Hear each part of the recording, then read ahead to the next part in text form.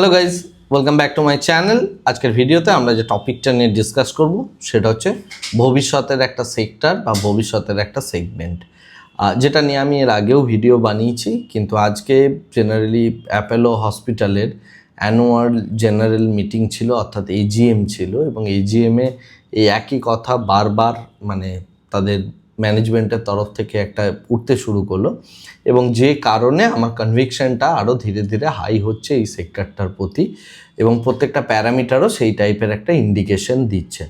তো সেই কারণে আমি এই সেক্টরটা নিয়ে কথা বলছি। এটা পুরোপুরিভাবে হেলথ কেয়ার এবং তার সাথে মেনলি হসপিটাল রিলেটেড যে সমস্ত স্টকগুলো রয়েছে সেগুলোর সম্পর্কে। তো এনিওয়েজ, প্রথমেই এই সেক্টরটাকে যদি দেখতে হয়, এই সেক্টরের মূলত দেখতে গেলে 8টা টোটাল পিলার আছে। প্রথম পিলারটা অবশ্যই হসপিটাল, এবং যেখানে গভর্নমেন্ট এবং প্রাইভেট হসপিটাল দুটো হসপিটাল রয়েছে। নেক্সট যে বিষয়টা ইম্পর্ট্যান্ট সেটা হচ্ছে মেডিকেল ইকুইপমেন্ট এবং সাপ্লাইজ, অর্থাৎ যেখানে মেডিকেল ইকুইপমেন্ট ম্যানুফ্যাকচারিং হয়। তৃতীয়ত হচ্ছে মেডিকেল ইন্স্যুরেন্স, অর্থাৎ যে সমস্ত ইন্স্যুরেন্স কোম্পানিগুলো রয়েছে সেগুলো এই সেক্টরের মধ্যে অন্তর্ভুক্ত বা সেক্টর থেকে বেনিফিটেড হয়। থার্ড হচ্ছে মেডিকেল ট্যুরিজম, অর্থাৎ বিভিন্ন দেশ থেকে, ফর এক্সাম্পল বাংলাদেশ বা সৌদি আরব থেকে বা আশেপাশের প্রচুর দেশ থেকে ইন্ডিয়াতে একটা মেডিকেল এর জন্য একটা ট্যুরিজমের একটা প্রবণতা দেখাই যায়। তৃতীয়ত হচ্ছে ফার্মাসিউটিক্যাল যে সমস্ত কোম্পানিগুলো রয়েছে, অর্থাৎ আমাদের যারা ম্যানুফ্যাকচারিং করে, অ্যাক্টিভ ফর্মুলেশন ম্যানুফ্যাকচারিং করে বা কোনো রকম এক্সট্রাকশন করছে বা কোনো রকম মেডিসিন প্রসেসিংয়ের সাথে তারা যুক্ত। ষষ্ঠত হচ্ছে ডায়াগনস্টিক সার্ভিস, অর্থাৎ এই সেক্টরটাকে একটা বড় রকম সাপোর্ট দেয় হচ্ছে ডায়াগনস্টিক সার্ভিস, অর্থাৎ যেখানে আমরা বিভিন্ন রকম টেস্টপত্রগুলো করি। তারপরে সপ্তম যেটা রয়েছে সেটা হচ্ছে টেলিমেডিসিন, অর্থাৎ যেখানে বিভিন্ন রুরাল এরিয়াজে টেলিফোনের মাধ্যমে বা ইন্টারনেটের মাধ্যমে মেডিসিন ফেসিলিটিসটাকে অ্যাভেলেবেল করার একটা প্রচেষ্টা চলতে। আর last but not the least হচ্ছে রিটেল হেলথ কেয়ার, অর্থাৎ যেখানে আমরা দেখতে পাচ্ছি ছোট ছোট ডেন্টাল ক্লিনিক বা ছোট ছোট ওপিডি সেন্টার্স বা প্রাইমারি বিভিন্ন রকম কেয়ার ইউনিটগুলো তৈরি হয়েছে, ডে কেয়ার সেন্টার্স রয়েছে, বা তার সাথে আমরা যে ছোট ছোট ফার্মাসিগুলো দেখতে পাচ্ছি সেগুলো প্রত্যেকটাও এই সেক্টরের অন্তর্ভুক্ত। তাই এই সমস্ত কিছু নিয়ে, অর্থাৎ এই 8খানা যে পিলার রয়েছে, এই 8টা পিলার নিয়েই হচ্ছে এই টোটাল সেক্টরটা। এখন যেটা দেখা যাচ্ছে যে এই সেক্টরের মধ্যে এই পিলারগুলো তো রয়েছে, এবং সেক্টরের যে একটা সেক্টরাল গ্রোথ, অর্থাৎ আমরা সবসময় দেখার চেষ্টা করি কোনো একটা সেক্টর সেটা কিভাবে ধীরে ধীরে ধীরে ধীরে গ্রো করছে। তো এর যদি গ্রোথ স্টোরি দেখা হয়, 2024-এ এটা $5.7 ট্রিলিয়ন রুপিজের একটা সেক্টর ছিল। পরবর্তীকালে 2025-এ এটা 6.3 ট্রিলিয়নের কাছাকাছি হয়েছে। 2026-এ যদি আমরা দেখি এটা 7.1 ট্রিলিয়ন। 2027-এ প্রজেকশন রয়েছে 7.9 ট্রিলিয়ন, এবং 2028-এ গিয়ে এটা 8.7 ট্রিলিয়নের কাছাকাছি দাঁড়াবে। অর্থাৎ সেক্টরের যদি গ্রোথ বলা হয় তাহলে সেটা মোটামুটি 10 থেকে 11% কাছাকাছি আমরা একটা সেক্টরাল গ্রোথ দেখতে পাচ্ছি। কিন্তু মজার ব্যাপারটা হচ্ছে এই সেক্টরে টোটাল 67% প্লেয়ারই হচ্ছে অর্গানাইজড প্লেয়ার, অর্থাৎ আপনি যদি ফার্মাসিউটিক্যাল ম্যানুফ্যাকচারিং থেকে শুরু করে বড় হসপিটাল যা কিছু নেবেন, প্রত্যেকেই মোটামুটিভাবে কম্পিউটার ড্রিভেন, প্রত্যেকেই একটা নির্দিষ্ট ইকোনমির পার্ট, প্লাস হচ্ছে প্রত্যেকেই অর্গানাইজড ওয়েতে অ্যাকচুয়ালি কাজটা হয়। তো যে কারণে এই সেক্টরের মধ্যে আনঅর্গানাইজড প্লেয়ারের পরিমাণ কিন্তু যথেষ্ট কম। এটা একটা সেক্টরাল দিক থেকে দেখতে গেলে এর একটা বড় সুবিধা এখানে রয়েছে। এরপরে যদি গ্রোথটার কোয়েশ্চেন করি আমরা, গ্রোথটা কি কারণে হচ্ছে, মূলত 3টে কারণ। একটা হচ্ছে আরবানাইজেশন এবং পপুলেশন, অর্থাৎ পপুলেশন দিনকে দিন বাড়ছে, সেটা একটা জিনিস।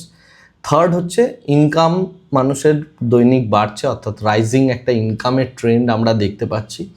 ইনকামের ট্রেন্ড বাড়ার সাথে সাথে মানুষের দীর্ঘদিনের বাঁচার যে ইচ্ছেটা সেটাও ধীরে ধীরে বাড়তে শুরু করে, অর্থাৎ লংজিভিটি মানুষের বাড়তে শুরু করে। তো সেটা একটা ইম্পর্টেন্ট দিক রয়েছে। আর তাছাড়া হচ্ছে ইন্স্যুরেন্স সেক্টরের একটা পেনিট্রেশন হচ্ছে আমাদের লাইফে। তো ইন্স্যুরেন্স সেক্টরে যেহেতু পেনিট্রেশন হচ্ছে, তাই সেই কারণে এই সেক্টরটা কিন্তু একটা বুস্ট পাচ্ছে, রাইট?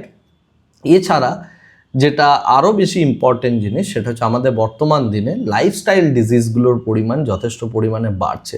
যেমন হচ্ছে নিউরোসায়েন্সেসের পরিমাণ অনেক বাড়ছে, অর্থাৎ নিউরো ডিজিজের, কারণ অতিরিক্ত স্ক্রিন টাইম বা মানে মানুষের স্ট্রেসের পরিমাণ বেড়েছে আগের থেকে। তো সেই দিক থেকে দেখতে গেলে নিউরোলজিক্যাল যে সমস্ত ডিজিজগুলো রয়েছে সেগুলোর প্রবণতা বাড়ছে। দ্বিতীয়ত হচ্ছে কার্ডিয়াক কেয়ার, অর্থাৎ কার্ডিয়াক রিলেটেড প্রবলেমসগুলোও বাড়ছে, মানে আমাদের এগুলো প্রত্যেকটাই লাইফস্টাইলের সাথে রিলেটেড। অঙ্কোলজি বা ক্যান্সার, সেটা তো আমরা প্রত্যেকেই জানি যে এর প্রবণতা কীরকম দিনকে দিন বাড়ছে। তাছাড়া এই কন্টিনিউয়াস চেয়ারের মধ্যে বসে কাজ করা বা মুভেবিলিটি অনেক কম, যে কারণে অর্থোপেডিক রিলেটেড সমস্যাগুলোও বাড়ছে। তো এই টাইপের লাইফস্টাইল ডিজিজের কথা যদি বলা হয়, সেগুলোর পরিমাণ কিন্তু দিনকে দিন বাড়ছে, এবং সেগুলো যত বাড়বে সেটাকে কিওর করার জন্য আমাদের এই সেক্টরটার কিন্তু একটা বেশ বড় রকমের গুরুত্ব থাকবে। তো এটা হচ্ছে ডিম্যান্ড সাইড। সো ডিম্যান্ড সাইডে আমরা দেখতে পাচ্ছি যে ভালো রকমের একটা ডিম্যান্ড কিন্তু আমরা এখানে দেখতে পাচ্ছি।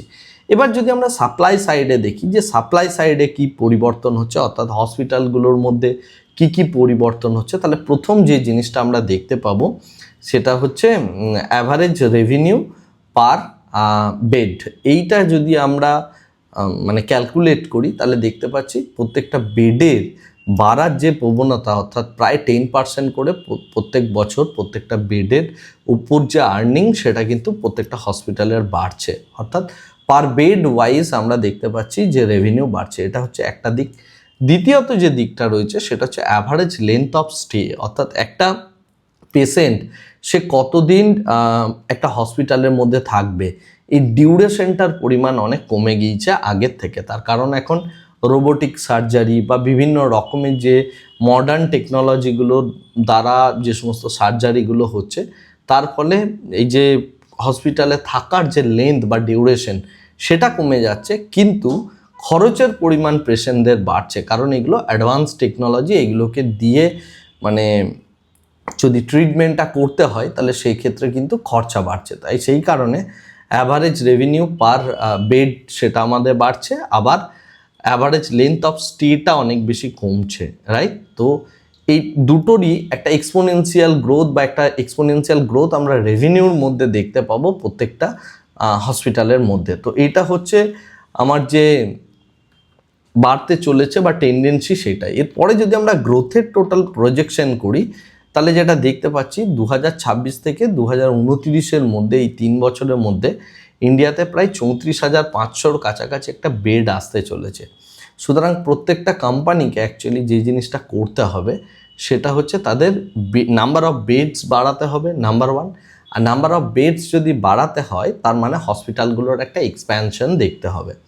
তো আপনি যদি কোনো হসপিটাল ভিজিট করেন রিসেন্ট টাইমে ওয়েস্ট বেঙ্গলে, দেখবেন প্রচুর এরকম হসপিটাল রয়েছে যারা ধীরে ধীরে নিজেদেরকে এক্সপ্যান্ড করছে এই ডিম্যান্ডটাকে কেটার করার জন্য, রাইট? তো সেই কারণে আপনি দেখতে পাবেন যে বড় বড় হসপিটালগুলোতে এই যে ডিম্যান্ডটা রয়েছে এটাকে কেটার করার জন্য হসপিটালগুলো যেমন এক্সপ্যানশন হচ্ছে, সুতরাং এই এক্সপ্যানশনটা করার জন্য তাদেরকে কেপেক্সও করতে হবে, অর্থাৎ ক্যাপিটাল এক্সপেন্ডিচার। তাই প্রথম যে জিনিসটা দেখা উচিত আমরা যখন কোনো কোম্পানির অ্যানালিসিস করছি যে কি কোন কোন কোম্পানিগুলো কেপেক্স করছে, নাম্বার 1।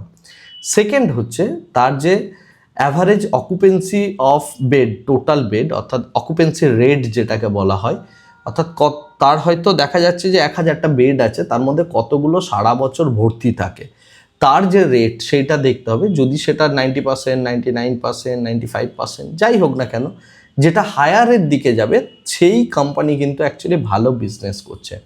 তো এই সমস্ত প্যারামিটারগুলো দেখে আমাদের অ্যাকচুয়ালি এই যে সেক্টরটা বা সেগমেন্টটাকে অ্যাপ্রোচ করা উচিত। তাহলে কি হবে, আমরা রাইট স্টকটাকে সিলেক্ট করতে পারবো, এবং এই সেক্টরটার মধ্যে আমি একটা লং টার্ম গ্রোথ স্টোরি দেখতে পাচ্ছি। এবং এটা ডেফিনেটলি ইন্স্যুরেন্স লেড, এটা ডেফিনেটলি মানুষের যে অর্থনৈতিক অবস্থার পরিবর্তন হচ্ছে সেটার জন্য, এটা ডেফিনেটলি মানুষের লংজিভিটি বাড়ানোর যে আকাঙ্ক্ষাটা বা দীর্ঘদিন আমি যে বাঁচবো সেইটার যে আকাঙ্ক্ষাটা সেটার জন্য। তাই এই সমস্ত জিনিসগুলোকে যদি আমরা এক কাছে নিয়ে আসি তাহলে এই সেক্টরটার মধ্যে ডেফিনেটলি আগামী দিনে আমরা একটা লং টার্ম গ্রোথ স্টোরি এখানে কিন্তু একটা তৈরি হচ্ছে।